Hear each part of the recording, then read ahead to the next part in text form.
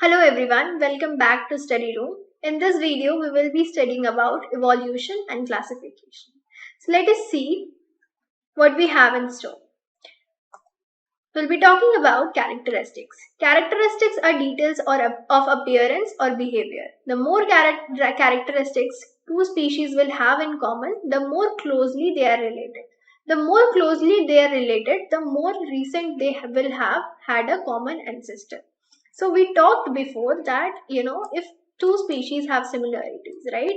So we often say that tigers and cats have similarities, okay? So what we can deduce from it is that tigers and cats. Tigers are often known as big cats, okay? So they have originated from the same source and their relation, like they have a very common ancestor here, okay? So ancestor is common. Next up, we can also take the example of humans. Okay, so the humans, Homo sapiens, are basically said to have originated from apes. So there has been many common ancestors there in the evolution of humans as well, right? So for example, we have four limbs and it is a characteristic, and plants can do photosynthesis. It is a characteristic of plants. So different organisms have different kinds of characteristics, and on the basis of these characteristics which are present in species, we can actually try and deduce the relationship between the species. Now, for example, we have a brother and a sister who are closely related, right? And they have common ancestors in the first generation, and that is their parents. A girl and her first cousin are also related, but less than the girl and her brother.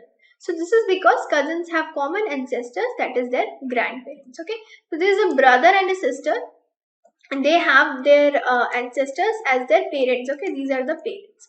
But this is a cousin sister. Okay, so the cousin sister is basically related to this sister through a longer chain. This is the grandparents. Okay, grandparents, and then this is the another tree um, that is connected to the cousin. Okay, cousin, this sister, and this is brother. Okay, so this is how there's this tree that we can build here, and this is a relationship. So the brother and sister are more closely related as compared to the sister and the cousin, because the tree, the number of people, that the number of ancestors that they have is, they have a longer branch, and hence they are less closely related than this case, this scenario, right?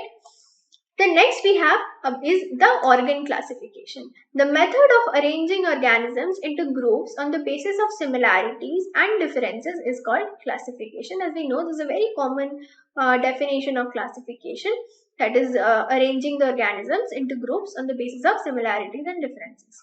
Now, based on the different characteristics and common ancestors, organs can be classified as homologous organs and analogous organs. Okay.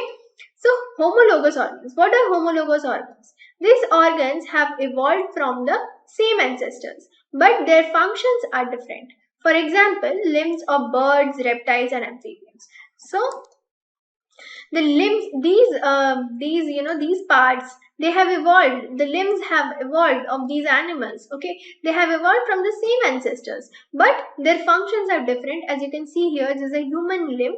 Its function is different. This is a cat limb. So the cat is basically, the limb is basically helps in locomotion, but in humans we have the hand and the legs, which are more differentiated organs. The next we have the limbs of whales, which are basically help them to swim, and we have the bat, whose limbs help them to fly. So they have different functions. They have very, very different functions. The cats help in the limbs in cats help in locomotion, in whales help in swimming, in bats help in flying. So these are the different functions that are that are done by the organs in these different organisms, but again they have a very common ancestor because they are all limbs. You can see here the bone structure is very much similar, and they have evolved from the same kind of ancestors. So such kind of organisms are known as homologous organs. Okay, so when you are given a list of organs, then you just have to see whether the functions of them are same or different. If they have different functions and they have similar kind of genetic makeup and origin, and hence we can term them as homologous organs. The next is analogous organs. So these type of organs, these are just the opposite of homologous organs. These type of organs have evolved from different ancestors but have same functions. Okay, so here as examples we have the wings of birds, wings of insects, wings of bats. So they almost they look similar, like they do the similar functions. They all help in flying, but they have evolved from different ancestors, because birds, if you see the classification, so the birds are they come under the class of aves. Okay, they come under aves. The bats are basically mammals. Okay, and the butterfly is basically, it comes in arthropoda, phylum arthropoda. Okay, so they are arthropods. So these are basically different different organisms, and they have different ancestors, but the function they perform is flying, which is same in all. Okay, so this is basically what we call as analogous organs. Here we can see the fossils. Okay, fossils are basically a very important source of information, which are they give information about the rich history that we have, how organisms have evolved through millions of years, and those are the living kind of evidences that we can produce for showing the relationship between species.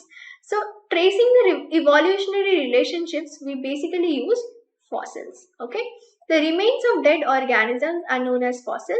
In digging process, it is considered that the deeper the fossil, the older it is. So why is it so? The deeper the fossil, the older it is, because when the fossil was when the fossil was created there, at that time it was like in gradually through millions of years. How what like gradually how many years will be there. So the more number of years, the more deeper it will go, the more deposition of soil will be there on the fossil. So hence the deeper the fossil, the older it is, right? And for example, archaeopteryx consists of features of reptiles and birds, and this means that birds have evolved from dinosaurs. So hence we can deduce the evolutionary relationship of birds from on this fossil known as Archaeopteryx, and hence we saw that the features of Archaeopteryx was it consists of both reptiles and birds, and hence we can deduce that the birds have actually evolved from dinosaurs. Okay, here we can see the different pictures of fossils. Here these are the these are the organisms that we can see here, which actually the bones that are remained there, and they have actually formed fossils through through millions and millions of years, right? You can see here. Now, evolution by stages. An intermediate stage such as rudimentary eyes can be useful for some extent. Now, insects have eyes, so does an octopus, and so do the vertebrates. The structure of eyes in each of these organisms is different, which means that they have separate evolutionary origins. Okay, so insects also have eyes, octopus also has eyes, and vertebrates also have eyes, but their function is different, and hence they have separate evolutionary origins. As we know, we studied about the analogous and the homologous organs, and since here we can see that they have eyes, which can be rudimentary, in insects and octopus, but and that is how we can understand that they have a separate evolutionary origin. Now, evolution by stages. A change that is useful for one property to start with can become useful later for a quite different function. Now, for example, feathers. Feathers started out as providing insulation in cold weather, but later they began useful for flight. So, one a it is many a times it is said that one thing that is there, it can be maybe it is not useful for the purpose that it was brought for, but again it can be useful for some other purpose, or we can reuse it for some other purpose. So in the same way, we have seen here how feathers, they were actually started out as an insulating means, but in latter course of evolution, they became useful for flight. So thus very similar dissimilar looking structure evolved from a common ancestral design, right?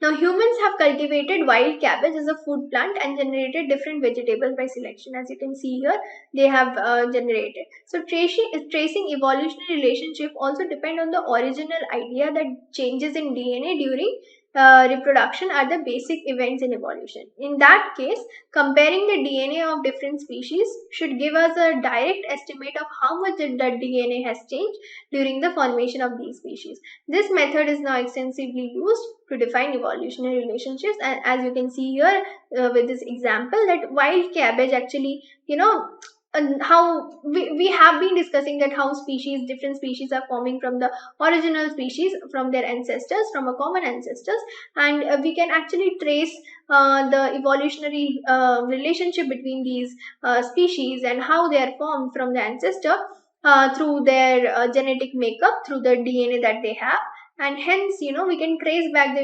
evolutionary history that these species actually have, right? The next, did you know that molecular phylogeny is a branch of phylogeny that uses hereditary molecular differences in DNA sequences and genetics to determine the evolutionary relationship of an organism, and is this branch of phylogeny is known as molecular phylogeny. So phylogeny is basically the evolutionary relationship, okay, evolutionary relationship, that any kind of evolutionary relationship, okay. And here, how are we finding the evolutionary relationship? Through the molecular differences in DNA sequences and genetics. So this is how, this is basically called molecular phylogeny. This is just the meaning of the terms that we have: molecular, which is referring to DNA sequences and genetics, and phylogeny, that is the evolutionary relationship. So basically, this is the deduction of the evolutionary relationship from the molecular differences in DNA sequences and genetics. Now we'll be discussing the in-text questions. The first question that we have is, give an example of characteristics being used to determine how close two species are in evolutionary terms. So if similar characteristics are shown in different organisms, then these are considered to be inherited from the common ancestry. It also shows the closeness of the species. For example, bats and birds have some similarity in their wings, so they are closely related. While lizard and squirrel do not have wings, so these are not closely related to the birds and bats. So from these examples, you can just know that how we can determine the evolutionary relationship between the species. The next question that we have is, can the wing of a butterfly and the wing of a bat be considered homologous organs? Why or why not? The wings of a butterfly and the wings of a bat, as we discussed before also, cannot be considered to be homologous organs because they have different basic designs, though they are used for the same purpose of flying, and they are analogous organs, right? The next question that we have is, what are fossils? What do they tell us about the process of evolution? Fossils are basically the remains or traces of dead organisms, and these are formed through the formation of sedimentary rocks. They provide very important information on the process of evolution. They tell us about the changes that occurred on the Earth's surface and the corresponding organisms. They tell about the gradual development of the complex structured organisms from simple structured organisms, and it is known through them that birds are evolved from reptiles, as we saw the example of Archaeopteryx, and they state that angiosperms are developed from pteridophytes and gymnosperms. So this is also a very good example, and they exhibit the process of human evolution. So the different kinds of evolution processes, like of birds, like of plants, like of humans, we can deduce from the fossils that are found. The fossil evidences are very, very important, and that is why they have they have been very instrumental in the reduction of the evolutionary history. Evolution is not equal to progress. And why so? One species is not eliminated to give rise to a new one. A new species has emerged, but that does not necessarily mean that the old species will disappear. There is no real progress in the idea of evolution. Evolution is basically just the generation of diversity and the shaping of the diversity by environmental selection. So we know that the species, like if an organism is developing from another species, like um, so the formation of speciation is basically not about the elimination of the previous species, but it is basically about formation of new characters and variations, and through which formation of new species. So this is not basically any real progress that is happening here. It is basically a diversity that is being created due to the environmental selection procedures that are there, due to the genetic drifts that are going on. And these are just very chance things that are happening, and this is not a real progress that is happening. So the idea of evolution is not equal to real progress. Also, the we always study that humans and chimpanzees are basically, the humans evolved from, like, humans and chimpanzees are same, but again we can say that they are not same, but they have evolved from the same ancestors. They have a common ancestor, and hence they have evolved. So here you can see how the humans have evolved. So they basically have a common ancestor, and that is how they have evolved, right? But the chimpanzees still exist today, and through which we can say that the speciation and this evolution process is not a real progress, right? The earliest members of the human species The earliest members of the human species, Homo sapiens, can be traced back to our African roots. So basically, these the Homo sapiens had originated in Africa, and they went forward and backward with groups, sometimes separating from each other, sometimes coming back to mix with each other, even moving in and out of Africa. And basically, with gradually with time and geographical isolation, reproductive isolation, there were so many variations that have been formed in the population of Homo sapiens, right? Like all other species on the planet, they had come into being as an accident of evolution. So this is how human evolution has been a very general thing, a very general speciation that has occurred and is a resultant of the accident of evolution. Now let's discuss some other in-text questions. The first question that we have is, why are human beings who look so different from each other in terms of size, color and looks said to be belong to the same species? So this is because although they look very different, but they have the same kind of genetic makeup, and hence they are said to be of the same species. Although there may be slightly different changes, there may be differences in different races of population. There is no reproductive isolation. Reproductive isolation differentiates one species from the other. Human beings different in size, color and looks may marry among themselves and produce fertile offspring, and hence, since two human beings from any part of the world, they can reproduce, and they can produce new fertile offsprings. So they are basically, there is no reproductive isolation, and hence they are of the same species. The next question that we have is, in evolutionary terms, can we say which among bacteria, spiders, fishes and chimpanzees have a better body design? Why or why not? Bacteria is a primitive organism, as we all know, and they came into being very early in evolution. But these organisms are still surviving in the present conditions after millions of years. This is because they have adapted well to the changing environment, right? And over the years, they have adapted to the environment. Same is the case for all other organisms like spiders, fishes, chimpanzees, which have adapted to the environment and have survived. Therefore, all the organisms which exist have a body design which is better as it is suited to their environment. that was all about evolution and the characteristics and the classifications that we saw. We studied about organ classification, like the homologous organs and the analogous organs. We also studied how humans evolved.